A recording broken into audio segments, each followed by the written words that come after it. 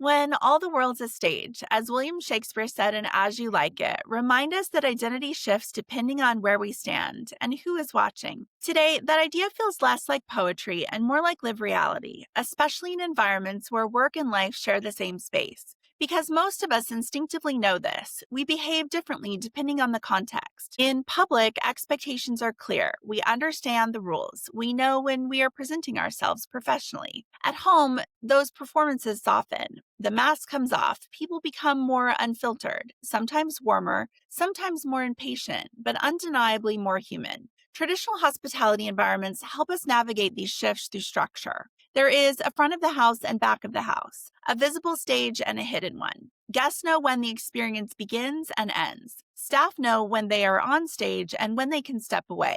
Private homes operate differently. Inside private environments, those structural signals disappear. There is no clear boundary, no moment when identity fully steps away. Private homes have no backstage.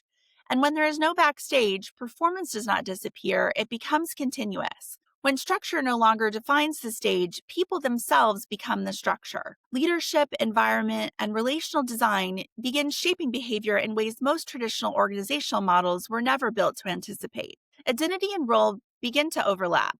Professional presence and personal reality exist simultaneously, creating a system that requires interpretation, not just execution. This is where sociologist Erving Goffman gives us language for something many people already feel but cannot easily describe.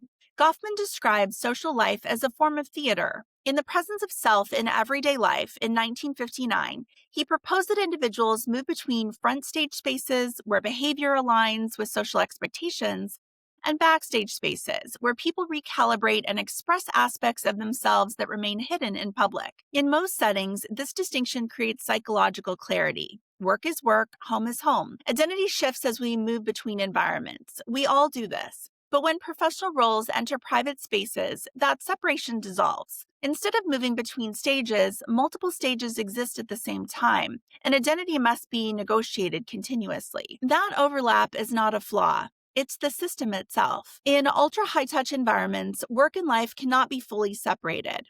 Boundaries blur, roles evolve, expectations shift, often without being formally named. Professional responsibility exists alongside personal vulnerability, creating a landscape where performance cannot be easily compartmentalized. In public environments, structured norms provide shared scripts, but within private homes, authenticity becomes the expectation. People are not simply performing roles, they are living real life, affection and frustration, authority and vulnerability. And when professional services enter that space, two organizational realities converge. One seeks emotional safety and ease, the other requires clarity, consistency, and professional structure. The tension between these realities is rarely dramatic. Instead, it appears through subtle adjustments, small shifts in tone, timing, and behavior as individuals continuously reconcile identity and role. Private domestic service exists within a unique emotional landscape. Staff maintain steady emotional presence while navigating shifting atmospheres. Families experience something equally complex, the paradox of being supported while also being seen within their most private spaces. The staff the family trusts and often loves also becomes the witness to their lives, to moments of joy, conflict, vulnerability, and everything in between.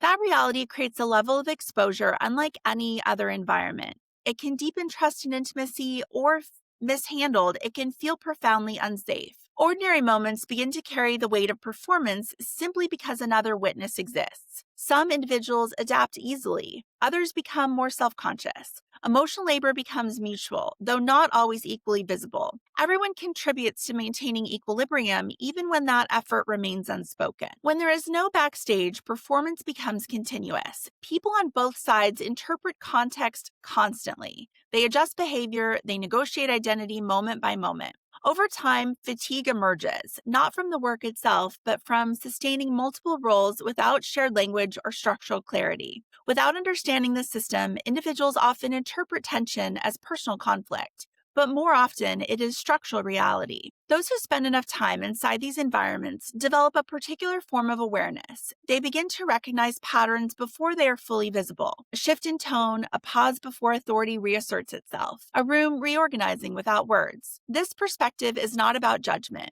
It's about fluency, the ability to witness private spaces without intrusion and interpret them without imposing assumptions becomes essential for navigating complex human systems. Many relational challenges inside private environments are not caused by personality differences or leadership failure. They're structural outcomes of environments where personal and professional identities intentionally overlap. Once this becomes visible, behavior stops feeling unpredictable. It begins to read as human. And unlike structured hospitality environments where performance is guided by architecture and protocol, private human systems require governance that understands the stage is always active. The question is no longer, why do people behave the way they do? The deeper question becomes, what environment requires performance in the first place rather than authenticity? Because behavior rarely changes until the structure shaping it changes as well. When people finally have language for what they have long felt but never articulated, something shifts. Estate professionals recognize patterns they have navigated intuitively.